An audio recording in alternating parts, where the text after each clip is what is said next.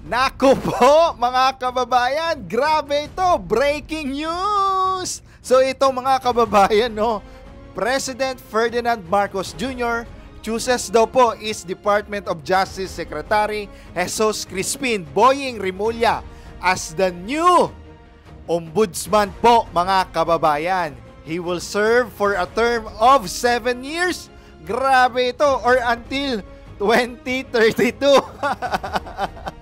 So ine-expect nila hanggang 2028, hindi.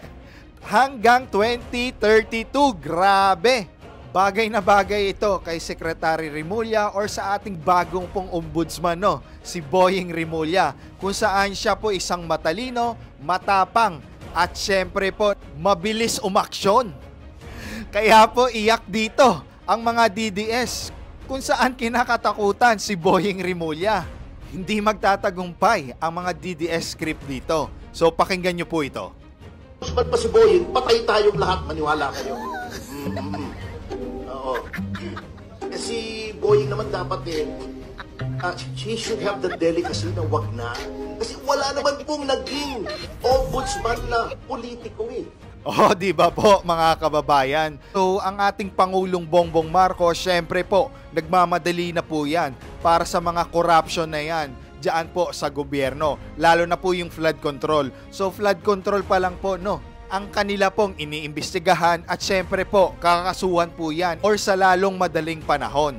Kaya po tama ang ating Pangulo sa pagpili po kay Secretary Rimulya or ang ating bagong pong ombudsman, no, Boying Rimulya. At dahil po dyan, bakante na po, no, ang upuan bilang Department of Justice.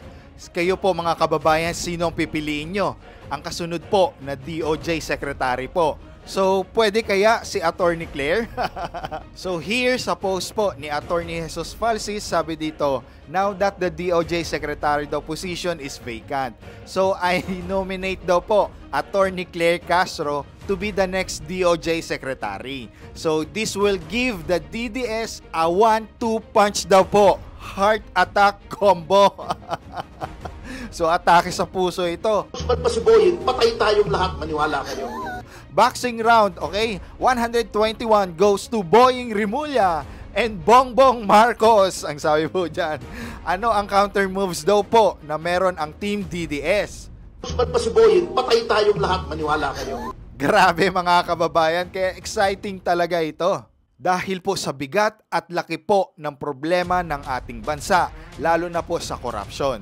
So comment down below po mga kababayan kung anong masasabi nyo dito and follow.